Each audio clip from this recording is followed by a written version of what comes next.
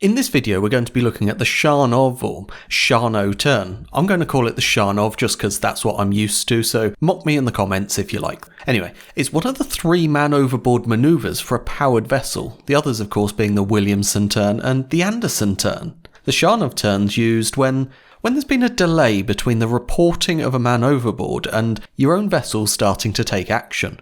Notice the shape of the track of your vessel. You're going to be returning to your track further back from where you started the turn.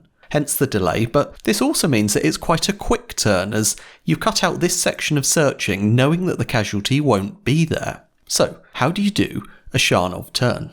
Well, you start off by putting your rudder hard over. It really doesn't matter which way here because the casualty fell over a while ago, so you've not got to move your stern away from them. Keep turning like that, and when your heading's changed by 240 degrees, which is 180 plus 60, turn your rudder the other way. You're going to continue to swing a bit, but the turn will build then coming on the other way. Then, once you're 30 degrees off of your reciprocal, start to ease your rudder a little bit. When you're 20 degrees from the reciprocal, your rudder should be midships, and then just steady up when you're on the reciprocal heading of what you started from. Now you can see the shape of it. You can see it's practically identical to the Williamson turn, so why would you choose the Scharnov turn over its much better known alternative? Well, the main advantage, it will bring you back to a line of sight with the casualty much quicker than a Williamson turn. With the Williamson, you're doing this kind of wobbly section while facing away from the casualty.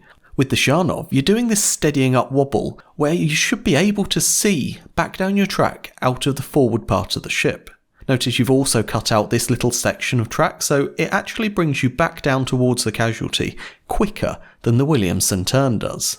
And that is pretty much all there is to it. Hopefully this video has helped you a little in your understanding of the Scharnov or Scharnov turn. As always, for more videos like this, don't forget to subscribe and turn on notifications. I try to post weekly, but I can't guarantee anything, so having notifications enabled will mean you're always the first to know whenever I post new content. If you have any other videos you want me to make, why not consider joining the Casual Navigation community where you can message me directly and get access to loads of bonus content. There's a link in the description if you want to check it out. Until next time, thank you for watching, and goodbye.